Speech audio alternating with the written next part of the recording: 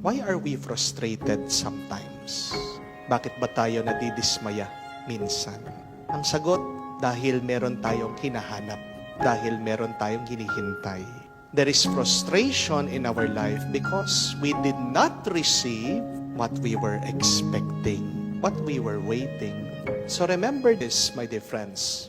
It is expectation that feeds our frustration. Ang tanong, paano ba natin maaalis ang karanasan na nadidismaya, nabibigo, nalulungkot, o na-frustrate sa buhay? Dalawang paraan lang po. First one, remove your expectation. Kung ayaw mo ng frustration, remove your expectations. Alisin mo yung mga hinahanap mo, yung mga hinihintay mo. Kasi kung tinatanggap mo lang kung anong binibigay ng Diyos sa'yo, araw-araw, wala kang hinihintay kung hindi yung tanggapin mo yung mga biyaya at grasya ng Diyos. Papasalamat ka, ano man ang dumating o walang dumating, I tell you, you will become a lot more happier and a lot more peaceful. Halimbawa, kayo po mga mag-asawa, bakit na-frustrate kayo yan sa inyong mga asawa? Diba? Meron kayong set of expectations sa kanila. Kasi gusto nyo yung asawa nyo perfecto eh. Iniisip nyo na hindi niya dapat ako niloko, hindi dapat siya magsinungaling, dapat wala siyang tinatago sa akin. Tama naman po yung mga bagay na yun. Pero tandaan niyo po, nobody's perfect. Even your husband, even your wife, even your partner.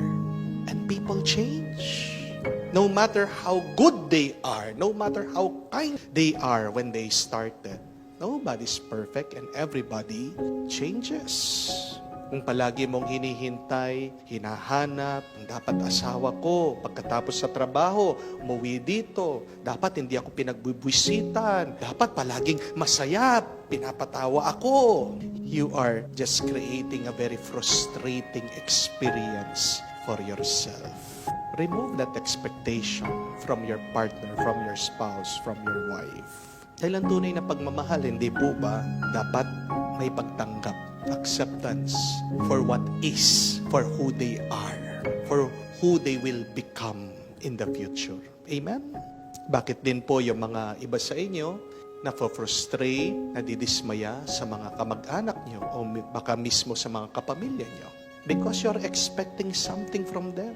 Hinihintay mo, hinahanap mo na dapat suportahan ka, tulungan ka, gabayan ka. Pag nahihirapan ka, dapat sila yung nandoon na magpupuno ng iyong mga kukulang.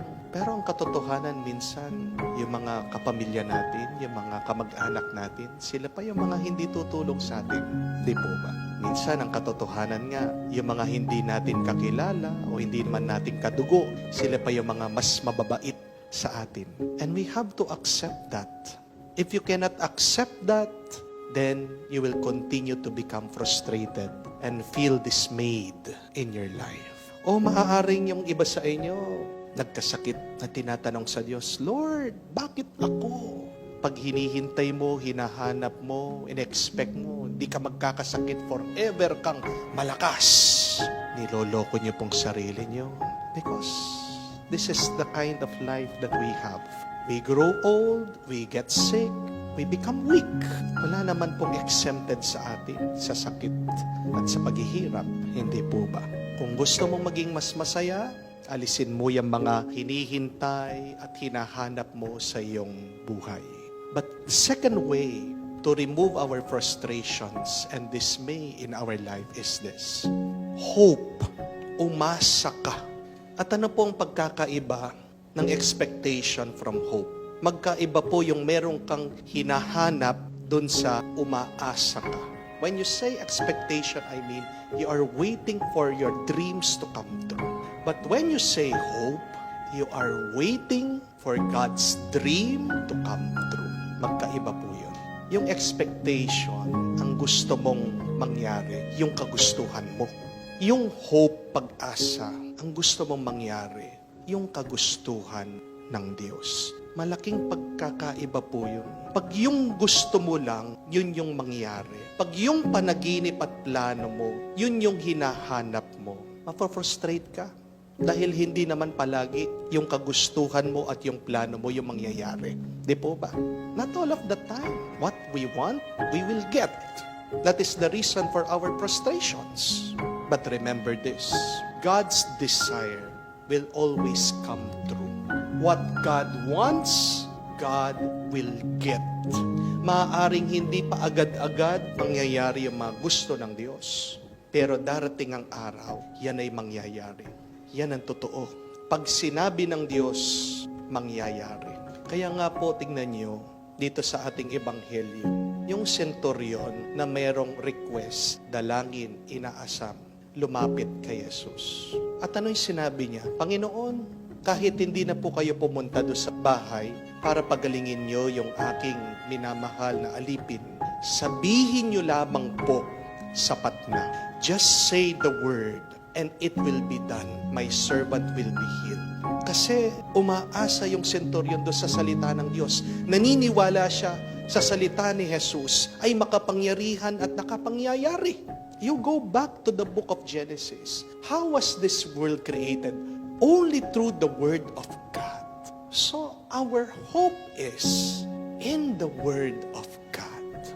Ang salita ng Diyos ay hindi lang basta-basta salita na hangin at walang laman.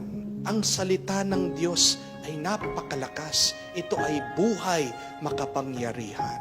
So, whatever your problem is, whatever your prayer is, say it to the Lord. And after requesting, opening up your concerns to God, be like the centurion and say, just say the word, and it will be done. Panginoon, ito po yung aking hiling. Panginoon, ito po yung aking plano. Pero kayo po, kung sasabihin nyo lamang, kung magsasalita kayo, mangyayari yung aking pong hinihiling. Umasa tayo sa salita ng Diyos. Dahil ang salita ng Diyos ay nakakapag-milagro. Amen? So believe in God, my dear friends. Hope in the Word of God. Because God never disappoints us. We may wait a while, but wait. Because waiting for His Word, waiting for the Lord is worthwhile. Yeah, yan po yung ating dasal at dalangin. Panginoon, tulungan mo kami na alisin ang aming mga hinahanap, hinihintay, at turuan mo kaming umasa sa iyo.